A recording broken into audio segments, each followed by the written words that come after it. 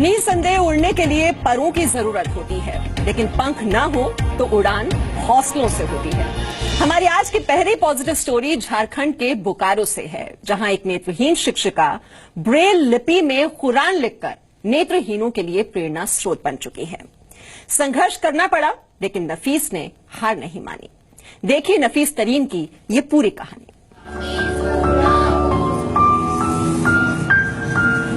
नफीस के लिए दिन और रात, सफेद और काला एक ही है।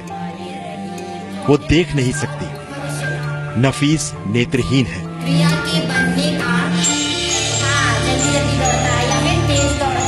आंखों में रोशनी नहीं होने का नफीस को अफसोस तो है, लेकिन परवाह नहीं, क्योंकि उसके पास हौसले की रोशनी है, हिम्मत का उजाला है।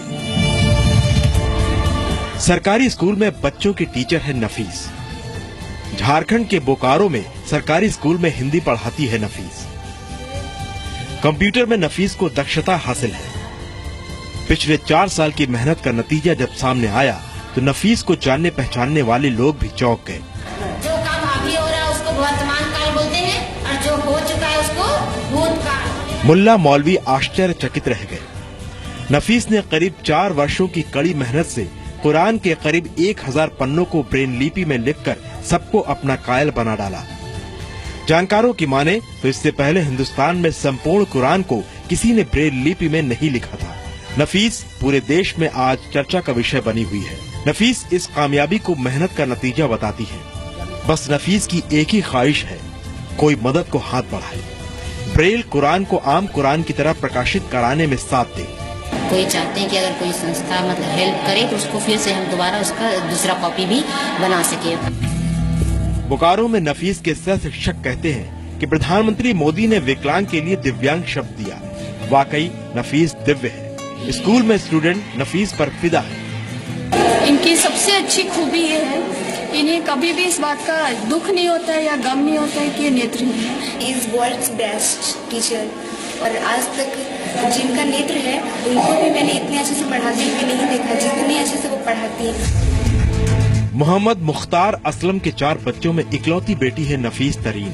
जन्म से ही नेत्रहीन नफीस अब्बा असलम के लिए चिंता से ज्यादा कुछ नहीं थी। इलाज के सभी तरीके नाकाम साबित हुए। नफीस की एक ही जिद थी, मुझे पढ़ना है। असलम ने नफीस को पढ़ने के लिए वाराणसी भेजा। कुरान नहीं पढ़ पाने की नफीस को टीस थी। कुरान को ब्रेल लिपि में लिखने का नफीस ने ठान लिया।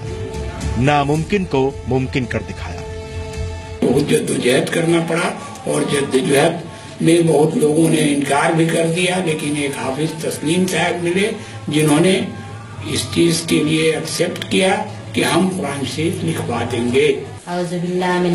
नफीस के घर के पास ही मस्जिद के इमाम मोतीउर रहमान कहते हैं, सूरह फातिहा से सूरह अल-नास तक हर आयत नफीस को मुंह जबानी याद होना अचरज की बात है। अल्लाह ताला किसको कौन सी ताकत कब अता करता है कि वो अपनी हिम्मत की बुनियाद पर बहुत आगे तक पहुंच जाता। भारत में पहली बार पूरी कुरान को ब्रेल लिपि में लिखा गया है। वो एक नेत्रहीन लड़की ने लिखा है। इससे पहले जुलाई 2014 में इंदौर की 20 वर्ष की एक लड़की ने कुरान के 10 सूरा यानी अध्याय को अरेबिक ब्रेल में लिखा। नवंबर 2014 में अलीगढ़ विश्वविद्यालय में कुरान पढ़ने के लिए ब्रेल तकनीक की शुरुआत हुई। कुरान में 114 सूरा है, जो पुरानी अरबी बोलचाल की भाषा में लिखी गई है। दुनिया भर में कुरान को 40 भाषाओं में लिखा जा चुका है, लेकिन कुरान की आयतों को लोग सिर्फ अरबी में ही उच्चारित करते हैं। अब तक पूरी दुनिया में सिर्फ 13 ऐसे देश हैं जहां कुरान ब्रेल लिपि में लिखी गई है। नफीस की मेहनत और लगन की बदौलत अब वो दिन दूर नहीं जब भारत 14वां देश होगा जिसके पास ब्रेल लिपि में कुरान होगी। अब नफीस को इंतजार है तो एक अदद मददगार की, जो कुरान के प्रकाशन में नफीस की मदद करे।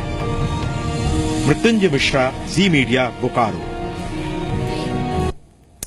तो खुद की आंखों में रोशनी नहीं, लेकिन पूरे जहां को रोशन कर दिया है नफीस ने।